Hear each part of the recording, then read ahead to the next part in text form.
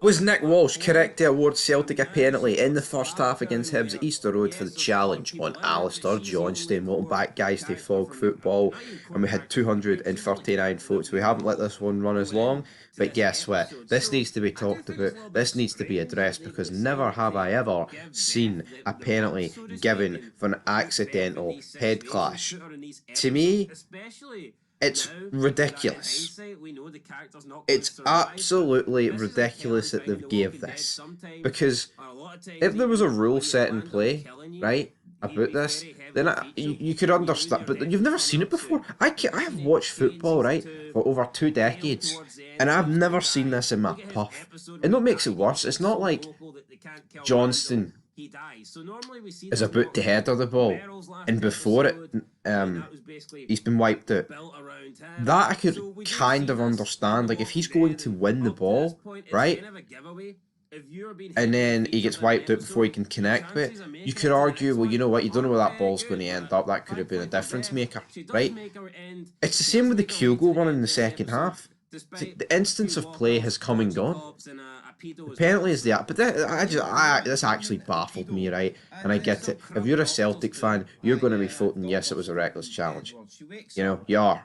But for me, it's an accidental clash of heads. It happened in the Rangers game against Aberdeen, where Aberdeen guy wiped the Rangers guy out the other day. I never appealed for a penalty. It's just a clash of heads. And for me, I think this just sets a very dangerous precedent going forward, because every time there's a clash ahead in the box with the defending player initiating it, you could say, you're going to be wanting a penalty. And when you're not given a penalty, you're going to be wondering, well, why is it not a penalty? Anyway, absolutely fucking ridiculous in my opinion, but yeah, I agree with the 70%. That's not a surprise.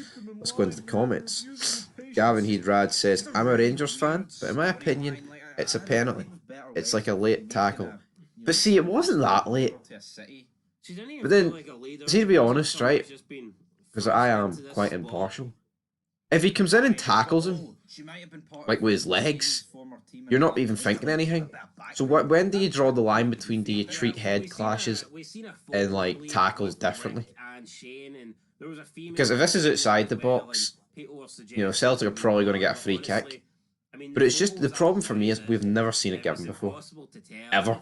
Like, name me one more instant. It's crazy. But, yeah. Anyway, moving on. Leslie Ferguson says, let's face it, Celtic, we're never ever going to lose this game. Referees will never let that happen. Yeah, you know what? I know we're going to make a bunch of videos on the decisions that happened in last night's game, but at the end of the day, for me, I think there's only one thing to blame, and it's Hibs. They missed so many chances in that second half. Same with Aberdeen. Aberdeen and Hibs should have both been out of sight. Well, I say out of sight. I don't think Aberdeen should have been out of sight, but they should have scored a few more chances against Celtic. And I think it's a worrying sign that for Celtic, the past couple, they have just been absolutely awful in the second half. And absolutely destroyed. Near enough, man. Hibs could have been about 3-4 up, man. Honestly. Let's see. There may be trouble ahead. Yep. If anything, the first one was more of a nonsense. Never seen a penalty given for a clash of heads. Anyway, St Mirren pumped Hibs 3-0. You've got Celtic relying on penalties. Buddy's the clear favourites on Sunday.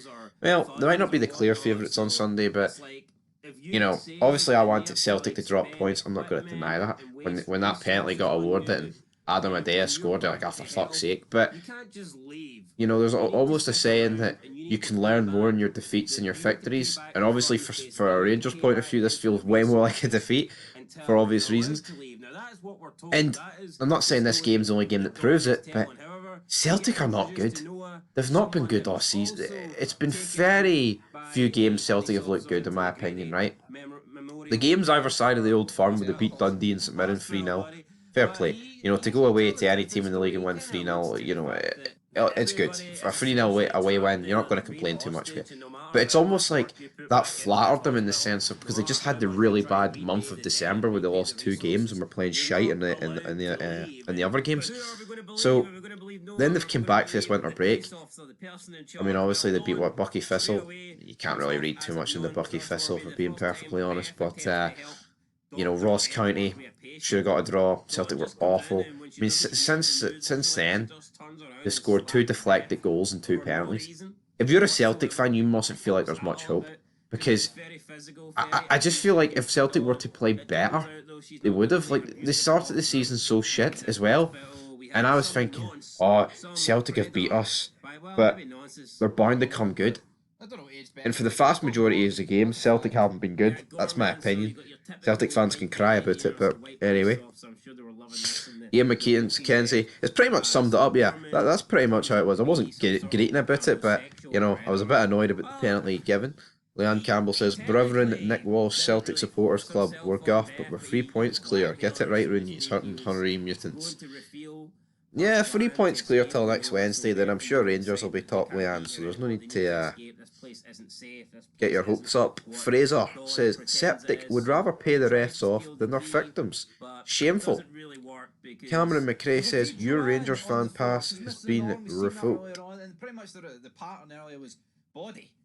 Your Rangers fan pass has been revoked. Body comes in. It was just so filler and so repetitive. What's he mean by that? Your Rangers fan pass? Wasn't it? Although there was one body that came in. Thomas Moran 749 says, penalties galore for Timmies till the end of the season. And George Moffat says, penalty FC strikes again. Damn. Yeah, 12 penalties, none conceded. If Rangers had that record, man, oh, there would be hell to pay.